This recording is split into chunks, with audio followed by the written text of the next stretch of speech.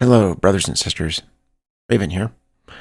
Since I know I won't put this up until later, I just watched the weekly broadcast Homestead Heritage often does. And a lot of this is not good.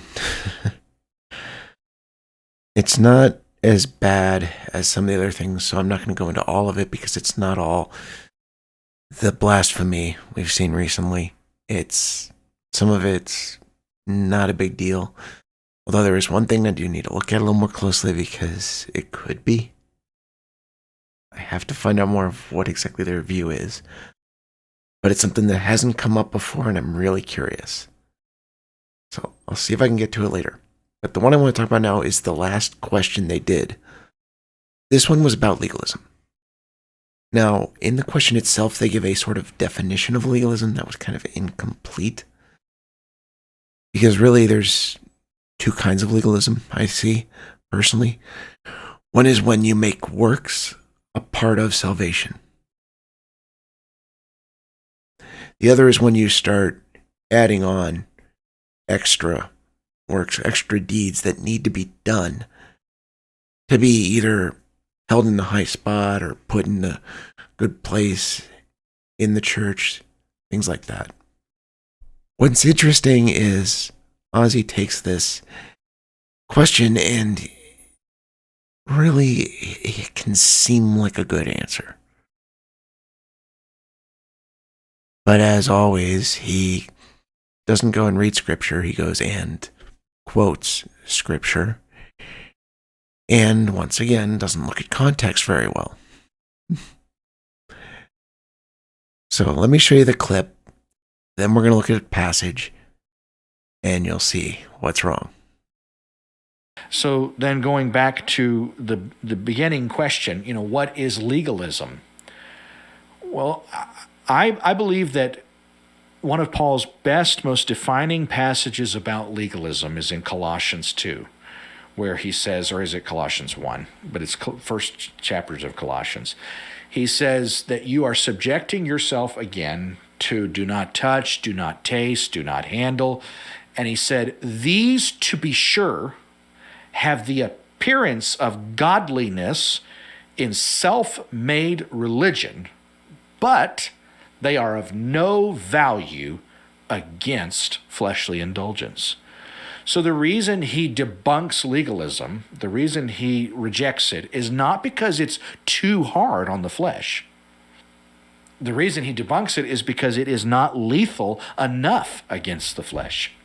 It is still allowing the flesh to glory. So it's critical that we rightly divide his reasoning, his motivation, and recognize that pastors who are making the argument it's too hard, that may be a valid argument, but that's not the specific argument that Paul is making in his epistles. He's saying it's not enough. It's not hard enough on the flesh. So the passage he's talking about here is Colossians 2, 20 to 23. It says, therefore, if you died with Christ from the basic principles of the world, why, as though living in the world, do you subject yourselves to regulations?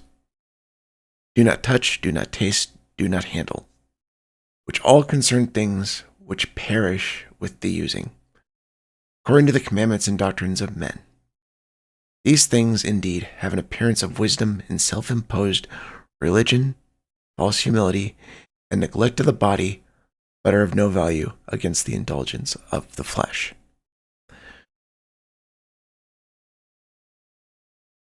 That last verse is what Ozzy twists.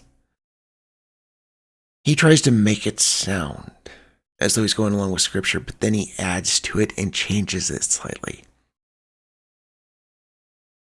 What he treats it as though 23 says is this: these things indeed have an appearance of wisdom in self-imposed religion, false humility, and neglect of the body, but are of little value against indulgence of the flesh by themselves.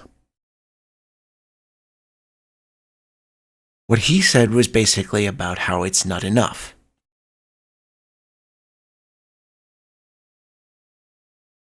Which implies you need both it and more. And what he tries to do with this, the reason he says this, is he tries to make it look like either you're saying it's wrong to follow any kind of rules or to avoid any of these things, or you're treating it as though you need a lot more. And there's no in between. Once again, the way they've done it so many times over and over and over is one extreme or another. There's no in between. But what does this show you? If it's not enough and you need more, need it for what? To be a Christian? To be saved?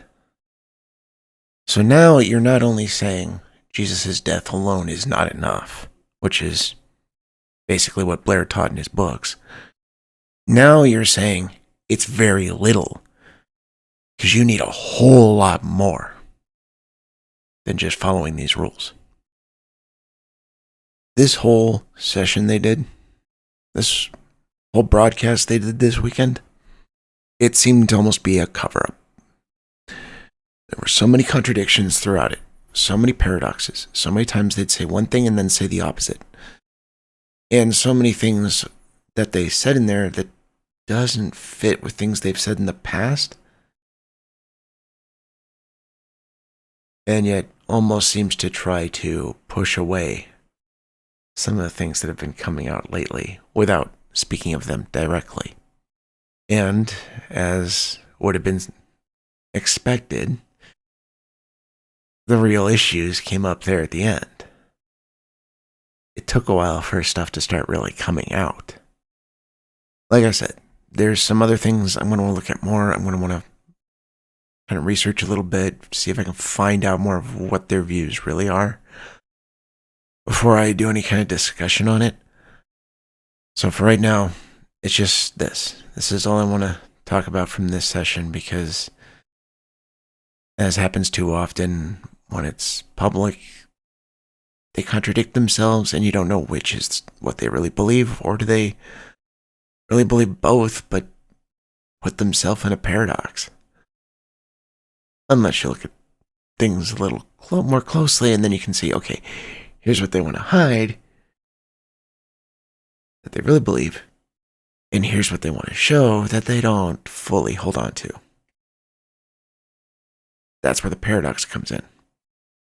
So I mainly wanted to go over this little bit here just to say, watch out. If you watch these broadcasts, you watch these things, you watch their answers, especially when he quotes scripture, watch carefully. Because right here, as I was showing, he added to it something that Paul did not say. There was nothing in there talking about more rules or more regulations or not enough or needing more. Everything he said in there was about how useless it was, how pointless it was, how it didn't matter. And what he said made it so it didn't matter.